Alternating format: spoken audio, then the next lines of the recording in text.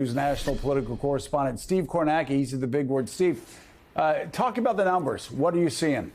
Yeah, I mean, quite a few things. I think what you're seeing, too. I mean, obviously, this overall is where our final, let me go back to that, sorry, where our final NBC News Des Moines Register poll lands. And again, Trump here, two things of note here. Obviously, he's way ahead, 48%. The Des Moines Register has been doing this final pre-caucus weekend poll now for decades. On the Republican side, this is the highest vote share somebody has come into the caucuses with off a final Des Moines Register poll, 48% for Trump. The previous record was George W. Bush, 2000, 43% in the final poll. He did win the caucuses. This margin Trump has over Nikki Haley, 28 points, also the most in a final Register pre-GOP caucus poll. Previous record, Bush, 2000, he won. So the suspense there really seems more between Nikki Haley, Ron DeSantis for second place, and Haley has jumped over DeSantis to get a 4-point lead for second, though there are some, we'll get to it here, there are some cautionary notes for her. But first, let's just look at where Trump's lead comes from. Evangelicals. In 2016, 2 out of every 3 caucus votes in Iowa were from evangelical Christians. Remember, Trump lost the state in 2016 to Ted Cruz. Why did he lose Iowa in 2016 to Ted Cruz? He lost evangelicals, Trump did, by 12 points, double digits to Ted Cruz. Now, what a difference 8 years makes. Trump with an outright majority in our poll, 51% of evangelicals. Ron DeSantis, of course, has run hard after the evangelical vote, got a lot of endorsements, and yet he finds himself in our poll nearly 30 points behind Trump among evangelicals. If DeSantis is going to have a surprisingly good night, that number is going to have to be a lot higher for him, and it's going to have to come down for Donald Trump.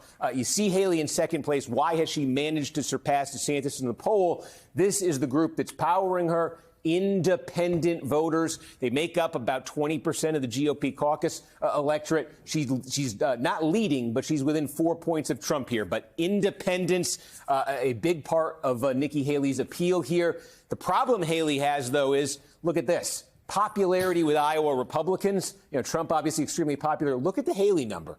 This is a big shift for Nikki Haley. She was at, the last time we checked this, she was at nearly 60% favorable and only about 30% unfavorable. So her numbers have dramatically in the last month moved in the wrong direction. A lot of negative advertising out there. I'm sure that's played a role. The other thing is, Haley, we talk about that support she has from independents, a little bit from Democrats. A question with Haley is, and here's another one, 77% of Haley's supporters in Iowa say they've got a negative view of Donald Trump. So she really is kind of coalescing the independent, to the extent there is some Democratic and anti-Trump forces. And what have we seen in Republican politics? We've seen it in this race. Chris Christie, Mike Pence, candidates who get identified with anti-Trump forces, with anti-Trump voters.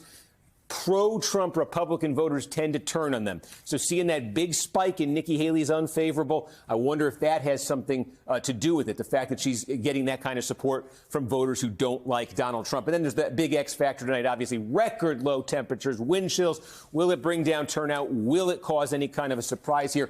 A lot of ways we could think about this, but maybe this will give us some insight. We ask in the poll, are you extremely or very, highest level, extremely or very excited about the candidate you're supporting? Look at this, 88%, nearly 9 out of 10 Trump supporters put themselves in that category, 62% for DeSantis. On the Haley side, it's just 39%. So if there's a correlation, we'll see tonight, but if there's a correlation between willingness to brave these frigid temperatures and being excited about the candidate you're going out to caucus for, this is where Haley's second place lead over DeSantis could be tenuous, because are some of her supporters just going to say, I would, but way too cold out there? Are the DeSantis supporters much more committed? Could that give him a shot at getting into second place over Haley?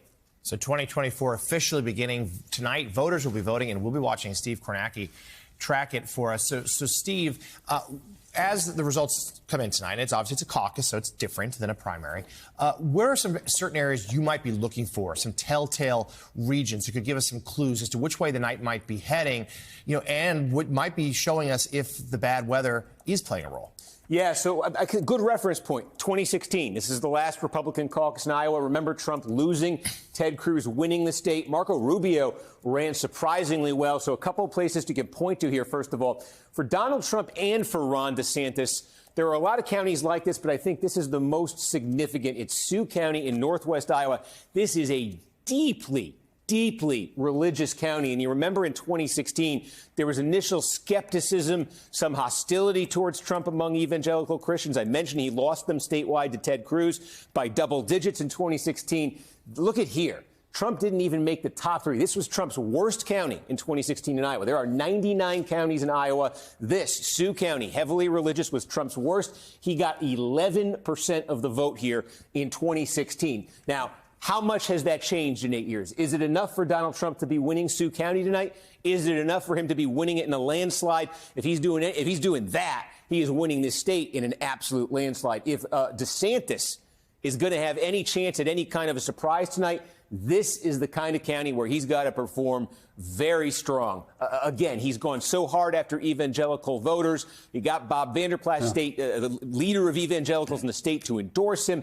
This would be the kind of county it would have to show for DeSantis. So that's an interesting one to look at. The other interesting places, they're the ones that are sort of in pink colored here. These are the counties that went for Marco Rubio. There are not many of them. There's 5, but these are high population counties. Polk County, where Des Moines is, that's about 16-17% of all the vote in Iowa is going to come out of that one county. You got Dallas County just to the west of it here, big suburban county outside Des Moines. Again, Rubio winning it, Trump lagging, Trump not doing well in 2016 with those voters, suburbanites, higher income, college degrees, that sort of thing. Trump not doing well there, Rubio doing well there. Rubio's coalition in 2016 in a lot of ways resembles Nikki Haley's right now. As we said, college degrees, higher income, more independent.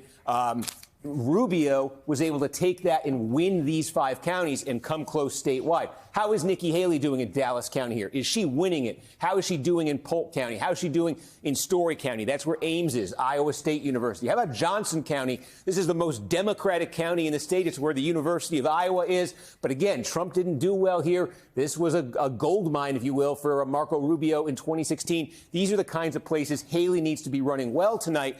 That could get her in contention for second. The problem that Rubio had in 16, also the polling is suggesting, is a problem for Nikki Haley. When you get outside of places with demographics like that, when you get to small, rural areas where you don't have a lot of college degrees, where you have lower incomes, she's been struggling, it seems, in the polls. And boy, that is what cost Marco Rubio a chance to win the caucuses in 2016. Take a look at, places like, let's go down to near the Missouri border here. I mean, look at this. Marco Rubio didn't even register here in 2016. Look who came in third. It was Ben Carson in all of these counties, these small rural counties. There's a lot of them in southern Iowa, but also elsewhere in the state. Rubio got buried there in 16. So if Haley's going to have a surprisingly good night, she's got to show it in those urban and suburban counties, but she really would then need to show signs of strength in places like southern Iowa here.